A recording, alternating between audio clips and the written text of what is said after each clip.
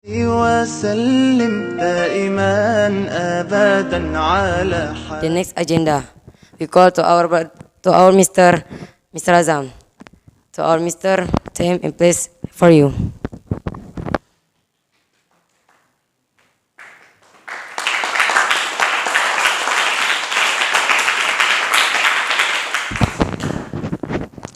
Assalamualaikum warahmatullahi wabarakatuh.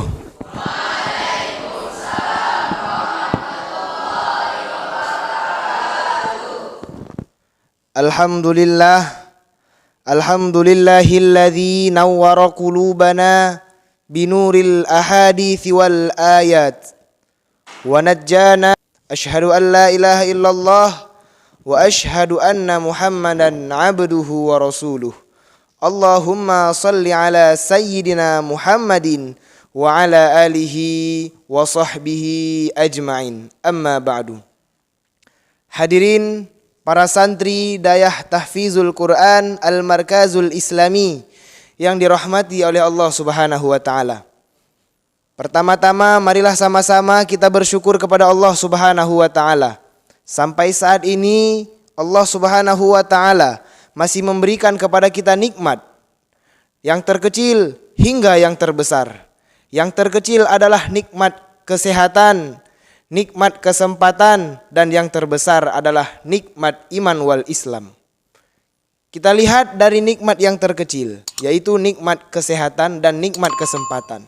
Banyak sekarang orang yang diberikan kesehatan, akan tetapi tidak semua orang diberikan nikmat kesempatan sehingga mereka tidak dapat berkumpul di suatu majelis yang menceritakan kebesaran Allah Subhanahu wa taala. Allah Subhanahu wa taala adalah Maharaja, yang raja selain daripada Allah hamba. Allah Subhanahu wa taala yang Maha melihat, yang dapat melihat selain daripada Allah, buta dari warna-warna yang jauh dan buta dari warna-warna yang tersembunyi. Allah Subhanahu wa taala yang Maha mendengar, yang dapat mendengar selain daripada Allah, tuli dari suara-suara yang jauh dan suara yang dekat akan menulikannya. Dialah Allah yang kedekatan hambanya dengannya tidak membuat hambanya setara dengannya, dan jauhnya hambanya dengannya tidak membuat satupun kerugian kepadanya. Dan dialah Allah yang memiliki suatu kerajaan, yang mana di kerajaan tersebut ada satu pohon namanya pohon tuba. Pohon tuba. Pohon apa? Pohon tuba, yang mana satu batang pohon tersebut memiliki 99 cabang. Setiap satu cabangnya memiliki 99 dahan. Satu dahannya memiliki 99 ranting. Dan pada setiap 99 ranting tersebut ada 99 daun. Dan pada setiap satu daun tersebut ada 99 malaikat yang mencatat pahala orang-orang yang duduk di dalam majelis. Ya, seperti majelis yang kita kerjakan pada malam hari ini. Majelis mengaji, majelis menghafal Al-Quran, majelis zikir, dan majelis bermuhadharah. Mudah-mudahan kita yang duduk di sini tergolong kepada orang-orang yang beruntung dan masuk ke dalam surganya Allah Subhanahu wa taala. Amin. Tak lupa kita bersolawat kepada Rasulullah sallallahu alaihi wasallam dengan mengucapkan Allahumma salli ala sayyidina Muhammadin wa ala alihi wa sahbihi ajma'in. Mudah-mudahan dengan solawat kita kepada beliau, kita diakui sebagai umatnya yang mendapatkan syafaatnya di yaumil mahsyar kelak. Amin, amin ya rabbal alamin. Karena pengorbanan beliaulah kita tahu agama Islam. Karena perjuangan beliaulah kita bisa belajar di pondok pesantren. Jika tidak ada jalan dakwah beliau, maka tidak ada tersebar luas agama Islam. Agama Islam bukan tersebar luas karena tiupan angin. Agama Islam bukan tersebar luas karena aliran sungai. Akan tetapi agama Islam tersebar luas karena pengorbanan Rasulullah sallallahu alaihi wasallam. Lihat ketika Nabi Muhammad dakwah ke kota Taif, beliau dilempari kotoran, dilempari batu sehingga dagu beliau yang mulia itu berdarah. Dagu beliau yang mulia itu berdarah. Kemudian beliau tampung darah tersebut agar tidak jatuh ke tanah. Kenapa? Karena jika satu tetes dari darah Nabi Muhammad jatuh ke tanah, maka hancur seluruh isi bumi. Makanya beliau tahan. Beliau berangkat dari rumah memakai jubah putih, sorban putih, pulang dari dakwah, pulang dari menciarkan agama Islam, sudah berubah warnanya menjadi warna merah. Kenapa? Karena disiksa, karena dicaci, karena dilempari batu oleh orang-orang kaum musyrikin Mekah. Maka daripada itu kita hargai pengorbanan beliau. Cinta kepada Nabi, sayang kepada Nabi, buktikan sayang kita. Dengan apa? Menghafal kalam Allah yang diberikan kepada Nabi Muhammad sallallahu alaihi wasallam. Barang siapa yang menghafal Al-Quran, maka Allah subhanahu wa ta'ala akan berikan kepada dia 10 syafaat. Nanti ketika di hari kiamat, orang yang hafal Quran bisa memberikan syafaat sebanyak 10 orang kepada ahli warisnya yang dijamin masuk ke dalam neraka. Yang dijamin masuk ke dalam neraka. Yang memang gak ada jatah baginya masuk ke dalam surga. 10 orang itulah yang diberikan syafaat oleh para hafiz Quran. Dan jangan sedih dulu, masih banyak lagi keutamaan orang yang hafal Quran. Makanya kita harus semangat, jangan pantang menyerah. Ketika ada masalah sedikit, doa. Ada masalah sedikit, tawakal kepada Allah Subhanahu wa taala. Tahu Imam Mahdi? Imam Mahdi, salah satu dari pasukan Imam Mahdi adalah para huffaz Al-Quran. Barang siapa yang huffaz Al-Quran, maka dia akan ikut perang di belakang barisan Imam Mahdi. Pengen gak? Pengen melawan Dajjal di belakang Imam Mahdi? Sungguh-sungguh dalam belajar. Kesungguhan karena ada kemauan. Jika ada satu kemauan, maka akan ada 1000 jalan. Tapi jika tidak ada satu kemauan, maka akan ada 1000 alasan.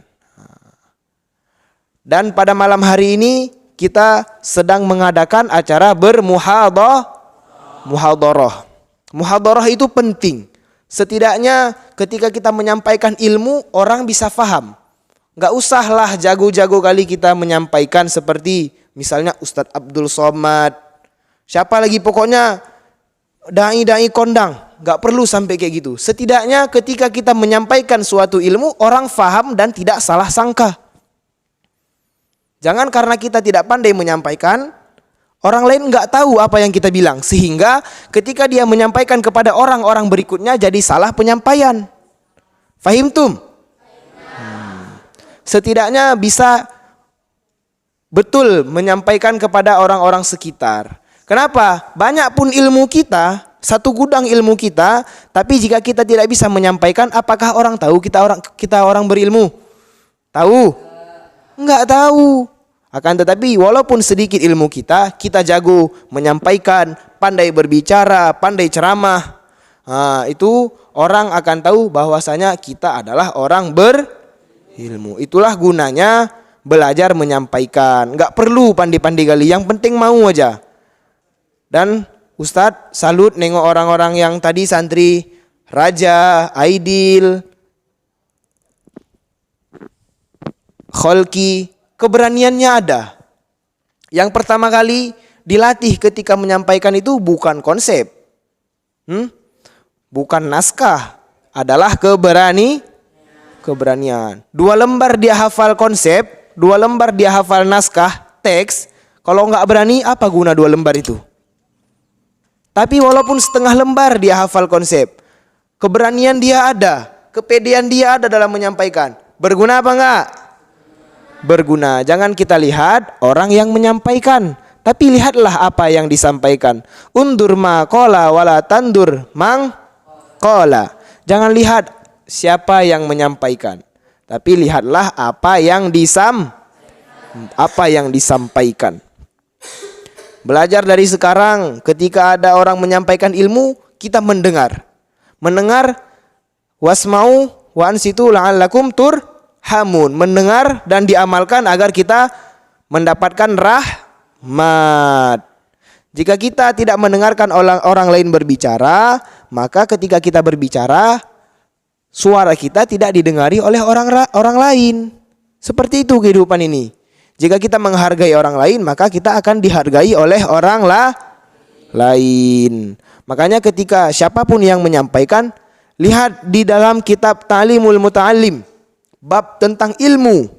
Jika engkau mendengar suatu ilmu, maka dengarlah dengan khusyuk seakan-akan engkau tidak tahu, seakan-akan engkau belum pernah mempelajari ilmu tersebut.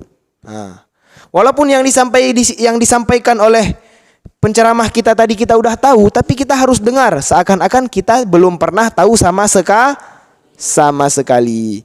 Jangan kita lihat siapa yang menyampaikan, tapi lihatlah apa yang Tahu muntah? Muntah keluarannya dari mana? Dari mulut. Dari tempat yang mulia, mulut. Ada yang mau makan muntah? Gak ada. Akan tetapi telur ayam keluarnya dari pantat ayam, dari tempat yang hina, tapi banyak orang sekarang yang makan telur ayam. Itu petanda apa? Jangan lihat dari mana, tapi lihatlah apa yang keluar. Lihatlah apa yang disampaikan. Jangan lihat dari apa. Mungkin yang menyampaikan ini dia masih banyak kesalahan, masih banyak kekurangan, masih banyak kekhilafan. Akan tetapi yang disampaikannya itu adalah benar, betul. Kita hargai orang-orang yang menyampaikan ilmu. Apa kata Imam Ali bin Abi Thalib? Aku adalah budak bagi orang yang mengajarkanku satu huruf. Aku adalah budak bagi orang yang mengajarkanku satu huruf. Imam Syafi'i ketika berjalan di suatu kota, beliau melihat ada seekor anjing di pinggir tembok sedang mengangkat kaki. Di kampung Imam Syafi'i nggak ada kayak gitu. Anjing pun nggak ada di kampung Imam Syafi'i. Penasaran Imam Syafi'i, ditanya sama anak kecil, wahai fulan, itu anjing itu ngapain? Oh, itu dia lagi buang air kecil. Wahai Syekh. Oh gitu ya, iya. Ya udah, pergilah anak kecil tadi. Imam Syafi'i pun pergi ke masjid buat majelisan, buat acara seperti tabligh akbar gitu. Ketika di tengah-tengah acara, Imam Syafi'i duduk di atas kursi tinggi, di bawahnya semua murid-murid Imam Syafi'i. Ternyata dari barisan belakang sana masuk anak kecil tadi yang ngasih tahu sama Imam Syafi'i bahwasannya anjing tadi lagi buang air kecil. Ketika anak tadi lewat, dia nggak masuk ke masjid, dia lewat, berdiri Imam Syafi'i. Spontan semua murid-muridnya berdiri karena takzim kepada Imam Syafi'i. Kemudian duduk lagi Imam Syafi'i setelah dia lewat. Ditanya sama salah satu muridnya, wahai Syekh, kenapa engkau berdiri? Ya, karena tadi ada anak kecil yang telah mengajariku, dia lewat. Aku takzim kepadanya, makanya aku berdiri. Tengok, ngasih tahu anjing lagi buang air kecil, agama apa enggak? Enggak kan? Cuman ngasih tahu biasa aja kan? Oh, itu lagi buang air kecil. Tapi Imam Syafi'i saking takzimnya ke atas ilmu, dia berdiri walaupun itu anak kecil. Kita Imam Syafi'i. Bukan. Kita mungkin ada yang namanya imam tapi bukan Syafi'i. Imam Safusani ya. Kita bukan Imam Syafi'i. Berarti Imam Syafi'i saja begitu menghormati ilmu, apalagi kita. Kita harus lebih menghormati ilmu. Ngerti? Fahimtum? Maka belajarlah ceramah dari sekarang, belajarlah menyampaikan dari sekarang. Tekadkan pada diri kita harus bisa. Jangan katakan susah, jangan katakan payah, jangan katakan mudah, tapi katakanlah saya pasti bisa. Sekian yang dapat ana sampaikan, ada benarnya datang dari Allah Subhanahu wa taala, kesalahan dan kekhilafan datang daripada diri saya sendiri. Akhirul kalam, wassalamualaikum warahmatullahi wabarakatuh.